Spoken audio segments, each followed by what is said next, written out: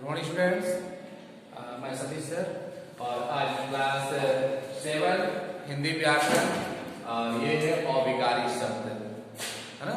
अविकारी शब्द की पहले अविकारी शब्द में हम लोग इसके पहले वाले वीडियो में हम लोग देख चुके थे। क्या देख चुके थे कि अव्यय के भेद का पहला क्रिया विशेषण हम लोग देख चुके थे। तो हम लोग क्या अविकारी, है ना। तो अविकारी अर्थात ऐसे शब्द जिसमें लिंग वचन कारक का कोई प्रभाव नहीं पड़ता है, कभी नहीं बदलता है ना। ऐसे शब्द को हम लोग क्या कहते हैं, अविकारी शब्द कहते हैं। और अविकारी शब्द को हम लोग क्या अव्यय शब्द के रूप से भी, अव्यय शब्द के नाम से भी हम लोग जानते हैं। तो अब इसके पहले हम लोग अव्यय के भेद, यानी कि अव्यय के भेद कितना लोग देख चुके थे, 4 लोग देख चुके थे, है ना। तो क्रिया विशेषण, संबंध बोधक, समुच्चय बोधक और विशेषादि बोधक, इस प्रकार हम लोग क्रिया विशेषण के भेद हम लोग देख चुके थे। तो क्रिया विशेषण क्या होता है, जो संज्ञा या सर्वनाम की क्रिया की विशेषता को बताता है। ऐसे शब्द को हम लोग ऐसे हम लोग क्या करते हैं, क्रिया विशेषण कहते हैं। ठीक है, तो हम लोग आज देखेंगे संबंध बोधक। संबंध बोधक क्या है, तो संबंध बोधक आप जानते हैं कि जिन अव्ययों द्वारा, है ना, जिन अव्ययों द्वारा संज्ञा या सर्वनाम का वाक्य दूसरे शब्दों के साथ, है ना, दूसरे शब्दों के साथ के संबंध जाना जाए, है ना, दूसरे संबंधों के साथ संबंध जाना जाए, वह संबंध बोधक कहलाते हैं।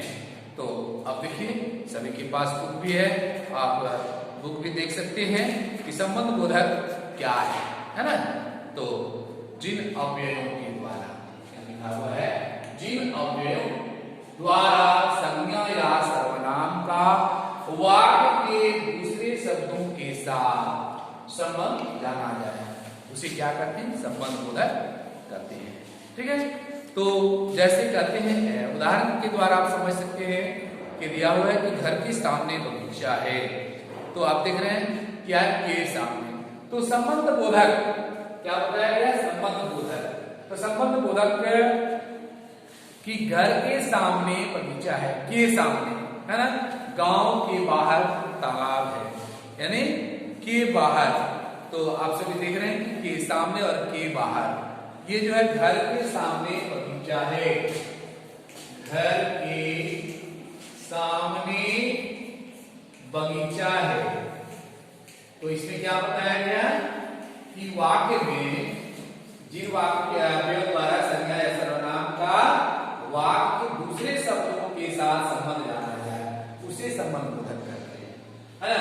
तो घर के सामने बगीचा है, के सामने, अर्थात ये शब्द जो है ना, ये घर और बगीचा, इस वाक्य में घर और बगीचा ये तो है ना। तो इन क्या बताया, दूसरे शब्दों के साथ संबंध, घर और बगीचा के साथ क्या संबंध बताता है, और के सामने आ दिया गया है, जो क्या है यार, संबंध बोधक है। ठीक है, तो देखेंगे यदि इन शब्दों को अगर हटा दिया जाता है, इस शब्द को अगर हटा दिया जाता है तो वाक्य का अर्थ अस्पष्ट रह जाता है। घर बगीचा है, यह स्पष्ट नहीं हुआ, घर के सामने बगीचा है, यह वाक्य बिल्कुल स्पष्ट हो गया, है ना। तो इस प्रकार और भी हम लोग उदाहरण दे सकते हैं कि घरों बगीचे के चारों तरफ कटीली बाड़ है, घेरा है ना। तो चारों तरफ, घर के चारों तरफ, चारों तरफ क्या हो गया यार, संबंध बोधक। मेरे सामने वाली खिड़की खोलो, कहता है मेरे सामने वाली खिड़की खोलो, तो मेरे और यहाँ सामने, यानी मेरे और खिड़की, यह जो है क्या है, सामने वाली शब्द, यह क्या होगा, संबंध बोधक होगा, है ना। क्यों, क्योंकि यह बताता है कि संज्ञा या सर्वनाम का वाक्य के साथ दूसरे शब्दों के साथ संबंध जाना चाहिए, है ना, दूसरे शब्दों के साथ संबंध जाना चाहिए। हम लोग देखिए इसी प्रकार का दिया हुआ है कि अपने घर के बाहर सफाई रखें, अपने घर के बाहर, के बाहर, है ना, के भीतर सड़क के दोनों ओर घने पेड़ हैं। तो दोनों तो सड़क और घने पेड़ के बीच का संबंध बताता है कि कैसा है, दोनों ओर क्या है, पेड़ है। फूल के ऊपर भंवरा बैठा है, तो क्या कहता है, फूल के ऊपर, तो यहाँ के ऊपर जो है यह संबंध बोधक होगा, है ना। सूर्य और चंद्रमा के बीच पृथ्वी आ गई, तो के बीच यह संबंध बोधक है। माता पिता की सेवा के समान कोई धर्म नहीं है, अर्थात यहाँ धर्म माता पिता की सेवा के समान, अर्थात के समान जो है यह संबंध बोधक है। ठीक है, इस प्रकार हम लोग देख लिए कि संबंध बोधक शब्दों को काल अर्थात समय, स्थान, दिशा, उद्देश्य, कारण, तुलना, विषय आदि के आधार पर कई भेदों में बांटा जा सकता है। अधिकतर संबंध बोधक शब्द संज्ञा या सर्वनाम के साथ प्रयुक्त होते हैं। ये अव्यय शब्द संज्ञा या सर्वनाम शब्दों के बाद आते हैं, है ना, तथा उसका वाक्य के अन्य शब्दों से संबंध बताते हैं। तो संबंध बोधक के दो भेद होते हैं। ठीक है, संबंध बोधक के दो भेद होते हैं। सामान्य संबंध बोधक, अब लोग देखते हैं उसके दो, है ना, संबंध बोधक के दो भेद।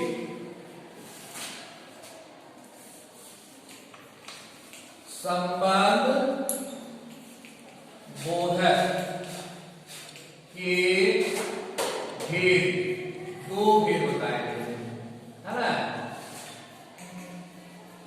के भेद। कितने भेद बताए गए, दो भेद। सामान्य संबंध बोधक पहला किया गया है सामान्य, सामान्य है सामान्य संबंध बोधक।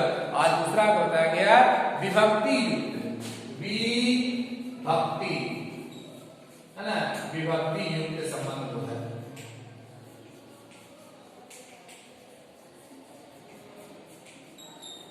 तो हम लोग देखते हैं क्या, सामान्य संबंध बोधक।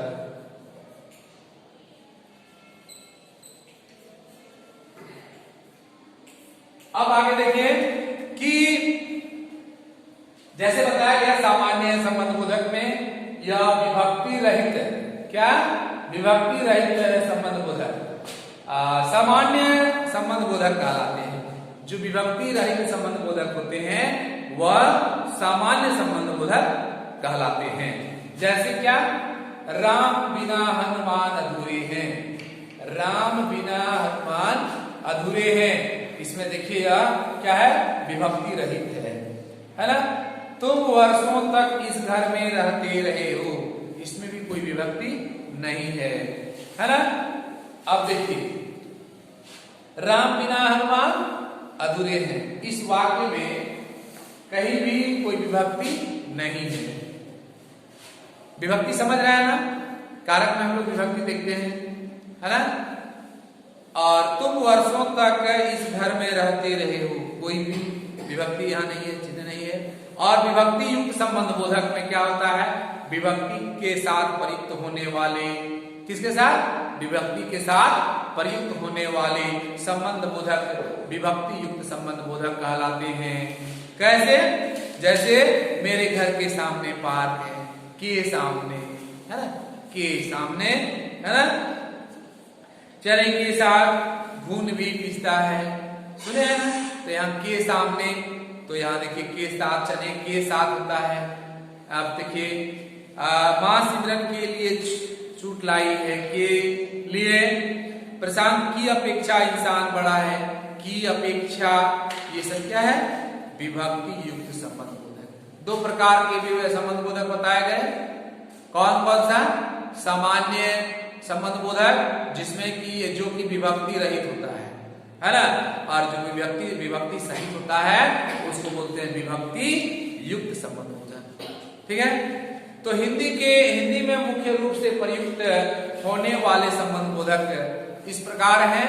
जैसे बताया गया कि कालवाचक, क्या, कालवाचक। तो कालवाचक में क्या होता है के पहले, के बाद, के पश्चात, यानी समय से संबंधित, है ना।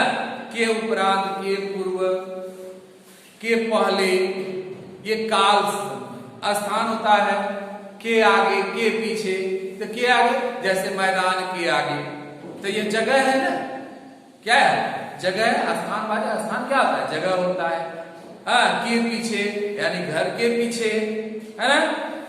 के बाहर, घर के बाहर, के भीतर, के नीचे, के समीप, के पास, के दूर, के सामने, ये सब स्थानवाचक हैं। और दिशा सूचक, दिशा तो आप जानते हैं, जैसे पूरब है, कहते हैं पूरब की ओर, है ना, तो की ओर आ गया दिशा सूचक। की तरफ, पूरब की तरफ, तो की तरफ यह दिशा सूचक। के चारों ओर, के पार, है ना। और साधन सूचक, के द्वारा, साधन जैसे हम लोग बस से कहीं जाते हैं, कहते हैं बस के द्वारा, तो के द्वारा हो गया साधन सूचक। हेतु, कारण, मारे, जरिए, के बलबूते, की खातिर, ये सब जो है साधन सूचक। कारण, कारणवाचक में होता है के कारण, के मारे। सादृश्यवाचक, सादृश्यवाचक होता है की अपेक्षा, है ना, के समान, की तरह, के बराबर, योग्य आदि। सहचरवाचक, सहचर क्या होता है, सहचर साथ रहने वाला, है ना, तो साथ, रहित, समेत, संग।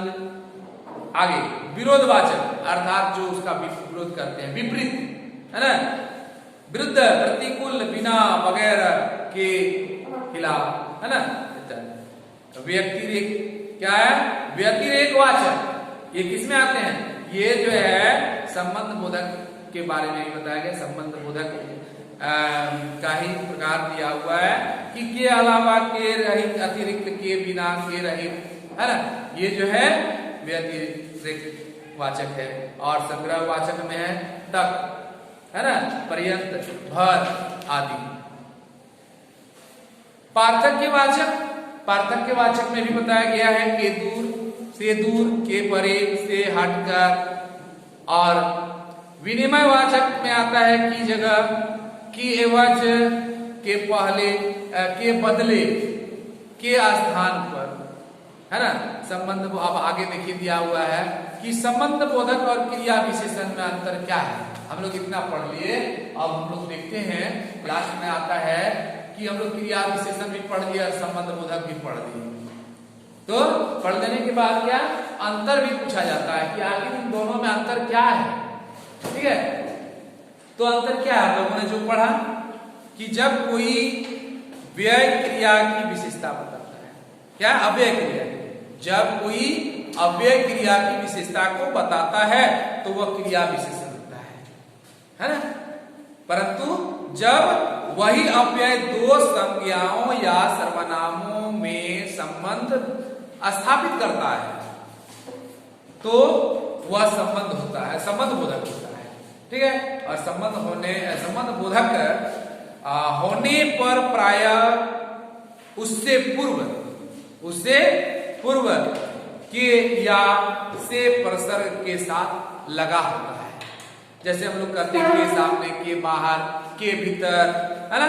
इन दोनों के अंतर को स्पष्ट करने के लिए कुछ उदाहरण इस प्रकार है जो आप ध्यान से सुनेंगे कि जैसे कहते हैं बाहर, है ना, तुम बाहर चले जाओ, तो तुम बाहर चले जाओ यानी इसमें क्या है, यहां आप देख रहे हैं तुम बाहर चले जाओ, यह क्रिया विशेषण है। क्यों? क्योंकि क्रिया विशेषण किसको कहा गया, संज्ञा या सर्वनाम की क्रिया की विशेषता को बताओ, है ना। क्रिया की विशेषता बताने वाले शब्द को क्रिया विशेषण, है ना। तब देखिए तुम बाहर चले जाओ क्रिया विशेषण है, तुम बाहर चले जाओ, बाहर या क्रिया विशेषण। घर के बाहर ठंड है, संबंध बोधक। यहां देखिए ये कैसा है, विभक्ति है, यहां पर विभक्ति दिया हुआ है। घर के बाहर ठंड है, संबंध बोधक है, क्योंकि संबंध बोधक दो प्रकार बताया गया, एक सामान्य संबंध बोधक और दूसरा क्या बताया गया था, दूसरा बताया गया था विभक्ति युक्त संबंध बोधक, है ना। तो आगे वह आगे आ गई थी, आगे, वह आगे आ गई थी। यह क्रिया विशेषण है, इसमें अभिभक्ति नहीं है ना, क्योंकि वह क्या है, सर्वनाम है, उसकी क्रिया की विशेषता को बता रही है कि वह सामने आ गई थी। रमेश के आगे सुरेश खड़ा है, के आगे यह संबंध बोधक है ना। इस प्रकार अन्य उदाहरण भी दिया हुआ है। चलिए अब हम लोग इतना देखिए, उम्मीद है कि आप संबंध बोधक की परिभाषा, संबंध बोधक के भेद है ना, आप समझ गए होंगे है ना। अब हम लोग आगे एक्सरसाइज भी बनाएंगे, ठीक है। आगे का जो लेसन है हम लोग आगे पढ़ेंगे।